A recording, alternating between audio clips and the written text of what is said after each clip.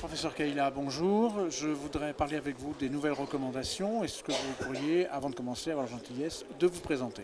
Oui, bonjour, Guillaume Kaila, je suis cardiologue international au CHU de Nîmes et je fais partie du bureau du GACI. Quand il y a de nouvelles recommandations, en principe, c'est qu'il y a quelque chose qui a bougé. Qu'est-ce qui justifie qu'on en ait fait de nouvelles? C'est celle qui date du mois d'août dernier, je pense. Donc c'est la troisième version des recommandations européennes sur la revascularisation après la version 2010 et 2014. Il faut rappeler que ces recommandations sont conjointes entre la Société de chirurgie cardiaque européenne et la Société de cardiologie européenne avec l'aide de IAPCI, la Société d'angioplastie coronaire. C'est des recommandations qui sont très vastes, qui couvrent 96 pages et qui couvrent globalement tous les sujets de la cardiologie, mais avec un point spécifique sur la meilleure stratégie de revascularisation chez le patient. Revascularisation chirurgicale ou angioplastique. Effectivement, le point clé de ces recommandations, c'est toujours la discussion pontage versus angioplastie, spécifiquement pour les patients les plus sérieux, c'est-à-dire les patients tritronculaires ou avec atteinte du tronc coronaire gauche.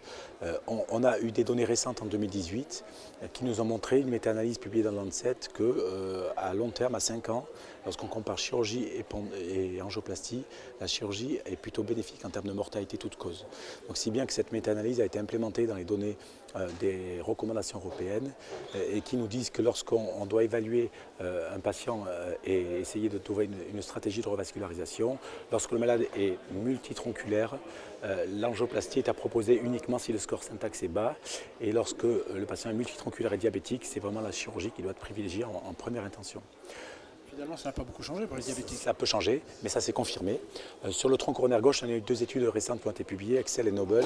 Et globalement, on peut faire de l'angioplastie lorsque le score complexité est bas ou intermédiaire, et plutôt pontage lorsque le score de complexité est élevé. Finalement, est-ce que les praticiens sont armés maintenant pour avoir tous les éléments? Est-ce qu'ils ont tous les éléments en main pour choisir entre l'angioplastie et la chirurgie? Alors c'est toujours la Heart Team qui est le staff médico-chirurgical qui va être décisionnaire. Le patient va bien sûr participer au choix qu'on va lui proposer, mais il faut intégrer de nombreux autres facteurs que ceux que je vous ai dit, notamment le STS score qui est l'évaluation du risque opératoire du patient, mais aussi toutes ses comorbidités. Est-ce qu'il a une radiothérapie ou pas? Est-ce qu'il a déjà été opéré? Est-ce qu'il y a une chirurgie aortique associée? Il y a de nombreux facteurs autres qui interviennent et ils sont bien listés dans les recommandations. Et en termes d'angioplastie, finalement, est-ce qu'on est toujours, sur les mêmes, le stent enrobé? Est-ce qu'il y a des options différentes aujourd'hui? Est-ce que ça a changé? C'est finalement assez simple. Maintenant, c'est stent actif pour toute indication, tous les patients. Donc ça, c'est déjà clair. Et deuxièmement, c'est la voie radiale pour tous les patients lorsque c'est disponible. Et les stents biorésorbables qui sont, pour l'instant, ne doivent être posés que dans le cadre d'études cliniques et pas dans la pratique quotidienne. C'est long pour les stents biorésorbables, non? Oui, on a l'impression que ça fait plusieurs années que c'est en chauffe, que ça va arriver. Est-ce que c'est le gage que finalement c'est pas si bien que ça?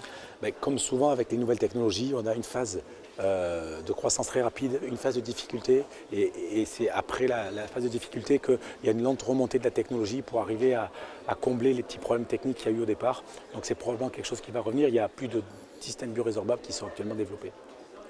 Et quelles sont les nouvelles données qui, à votre avis, pourraient arriver dans les années à venir et donner lieu à de nouvelles recommandations? Qu'est-ce que vous attendez? Oui, alors il y a une étude importante, une étude américaine et canadienne qui s'appelle Ischemia, qui va comparer chez les patients angine stable, traitement médical versus angioplastie. Et cette étude Ischemia sera très importante puisqu'il y a toujours une discussion sur faut-il revasculariser un coronarien stable. Donc c'est une étude qui va peser, je pense, pour notre pratique dans les années à venir. Les études précédentes avaient un mélange de stable, de pas stable. Il y a eu des études dédiées sur la maladie coronaire stable, mais il n'y en a aucune qui avait la puissance pour répondre sur des critères très durs. D'accord, donc on n'a plus qu'à attendre? Oui. Ah oui, donc résultat normalement début 2020. Ok. On peut dire que c'est le mot de la fin, la conclusion? Oui, je pense que c'est le mot de la fin et on aura la chance d'avoir des nouvelles recommandations sur la maladie coronaire stable l'été 2019. Donc cette année. Les autres ne sont pas si vieilles, non? Tous les 4 ans à peu près, elles sont actualisées pour la maladie coronaire stable. Le temps passe vite. Ouais. Merci beaucoup. Avec plaisir, au revoir.